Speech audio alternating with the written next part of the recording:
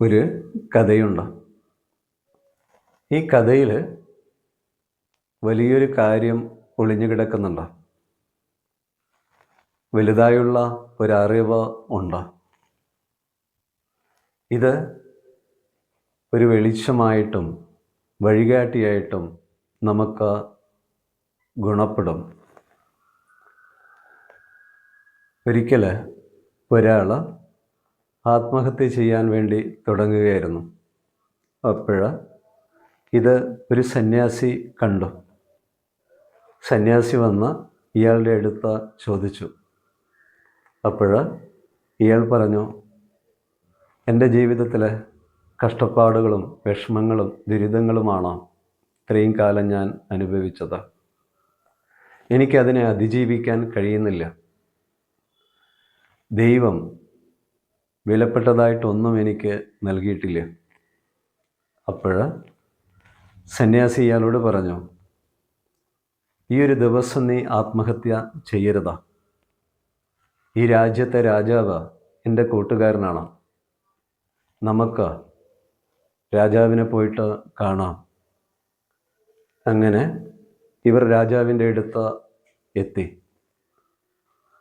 രാജാവിനോട് എല്ലാ കാര്യങ്ങളും പറഞ്ഞു. ഇയാൾ പറഞ്ഞു, ദൈവം വിലപ്പെട്ടതായിട്ട് എനിക്കൊന്നും നൽകിയിട്ടില്ല. അപ്പോൾ രാജാവ് പറഞ്ഞു, നീ നിൻ്റെ കണ്ണുകൾ എനിക്ക് താ, ഞാൻ നിനക്ക് 20 ലക്ഷം രൂപ തരാം. അപ്പോൾ ഇയാൾ ആ കണ്ണുകൾ കൊടുക്കാൻ തയ്യാറായില്ലേ. അയാൾ പറഞ്ഞു, രാജാവേ, ഈ കണ്ണുകൾ കൊണ്ടാണ് എനിക്ക് ചുറ്റുമുള്ള പ്രകൃതിയെ ഞാൻ കാണുന്നത്, എൻ്റെ പ്രിയപ്പെട്ടവരെ കാണുന്നത്. ഈ കണ്ണുകളില്ലാതെ എനിക്കെങ്ങനെ അവരെ കാണാൻ സാധിക്കും? അപ്പോൾ രാജാവ് പറഞ്ഞു, ശരി, കണ്ണ് വേണ്ട, നീ നിൻ്റെ കാതുകൾ എനിക്ക് താ, ഞാൻ നിനക്ക് ലക്ഷങ്ങൾ തരാം. അയാൾ കൊടുക്കാൻ തയ്യാറായില്ലേ. അയാൾ പറഞ്ഞു, ഈ കാതുകൾ കൊണ്ടാണ് പ്രകൃതിയുടെ സംഗീതം ഞാൻ കേൾക്കുന്നത്, എൻ്റെ പ്രിയപ്പെട്ടവരുടെ സ്വരം ഞാൻ കേൾക്കുന്നത്. ഈ കാതുകളില്ലാതെ ഈ സ്വരങ്ങൾ ഞാൻ എങ്ങനെ കേൾക്കും? അപ്പോൾ രാജാവ് പറഞ്ഞു, ശരി, നീ നിൻ്റെ കൈകൾ കാല് എനിക്ക് താ, ഞാൻ നിനക്ക് കാശ് തരാം. അയാൾ കൊടുക്കാൻ തയ്യാറായില്ല. അപ്പോൾ രാജാവ് ഇയാളോട് ചോദിച്ചു, നീയല്ലേ പറഞ്ഞത് ദൈവം പ്രകൃതി നിനക്കൊന്നും നൽകിയിട്ടില്ല എന്ന്? ആ വിലപ്പെട്ട കണ്ണുകൾ കൊണ്ടല്ലേ നീ എന്നെ കാണുന്നത്? ആ വിലപ്പെട്ട കാതുകൾ കൊണ്ടല്ലേ നീ എന്നെ കേൾക്കുന്നത്? ഈ കാതുകളും കണ്ണുകളും ഇല്ലാതെ എങ്ങനെ കേൾക്കാൻ സാധിക്കും? ഇപ്പം വിലയേറിയത് നിൻ്റെ കയ്യിലുണ്ട്, പക്ഷെ നീ അത് തിരിച്ച് അറിയുന്നില്ല. ഇതാണ് നിൻ്റെ ദുഃഖം, വേദന. ഇത് കേൾക്കുന്ന നമ്മളോട് ചോദിക്കുക, വിലയേറിയ കണ്ണുകൾ കൊണ്ടല്ലേ നമ്മളെല്ലാത്തിനെയും കാണുന്നത്? നമ്മുടെ വിലയേറിയ കാതുകൾ കൊണ്ടല്ലേ എല്ലാത്തിനെയും കേൾക്കുന്നത്? ഈ ഒരു തിരിച്ചറിവ് നമ്മുടെ ഉള്ളിൽ ഉണ്ടാവുമ്പോഴാണ് ജീവിതം നമുക്ക് ഭാരമായിട്ട് തോന്നില്ല. വരുന്ന കഷ്ടപ്പാടുകളും വിഷമങ്ങളും വേദനകളും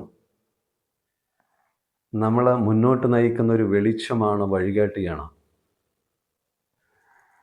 നമുക്ക് ശ്വസിക്കാൻ വായുവുണ്ട്, കുടിക്കാൻ ജലമുണ്ട്, കഴിക്കാൻ ആഹാരമുണ്ട്, കിടക്കാൻ ഇടമുണ്ട്, എല്ലാം ഉണ്ട്.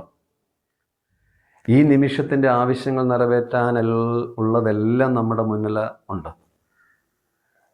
പക്ഷെ നമ്മൾ തൊട്ടടുത്ത നിമിഷത്തിൻ്റെ ആവശ്യങ്ങൾ നിറവേറ്റാണ്, അടുത്ത ദിവസങ്ങളുടെ, മാസങ്ങളുടെ, വർഷങ്ങളുടെ ആവശ്യങ്ങൾ നിറവേറ്റാൻ വേണ്ടിയിട്ട് ജീവിക്കുമ്പോഴാണ് ആ ജീവിതം ഭാരമാണ്. ആ ജീവിതത്തിൽ നമ്മൾ അനുഭവിക്കുന്നത് വേദനയാണ്. ജീവിതം നമുക്കായി നൽകുന്ന ആ ഒരു ശാന്തിയും സമാധാനവും ആനന്ദവും സ്നേഹവും ഒന്നും നമുക്ക് അനുഭവിക്കാൻ സാധിക്കില്ല. ഈ നിമിഷത്തിൻ്റെ ആവശ്യങ്ങൾ നിറവേറ്റാനുള്ള എല്ലാം എൻ്റെ മുന്നിലുണ്ടെന്നുള്ള ഒരു തിരിച്ചറിവ് നമ്മുടെ ഉള്ളിൽ ഉണ്ടാകുമ്പോഴാണ് ജീവിതത്തിൽ നമ്മൾ പരാതിപ്പെടില്ല.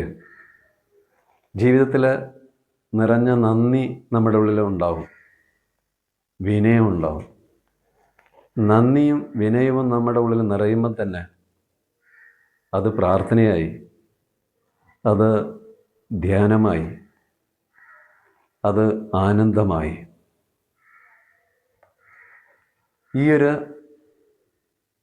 കാര്യം ഈ രീതിയിൽ നമ്മൾ മനസ്സിലാക്കിയിട്ട് ജീവിക്കണം. ജീവിക്കാനുള്ള സാഹചര്യങ്ങൾ നമ്മൾ നമുക്കായിട്ട് ഒരുക്കി കൊടുക്കണം.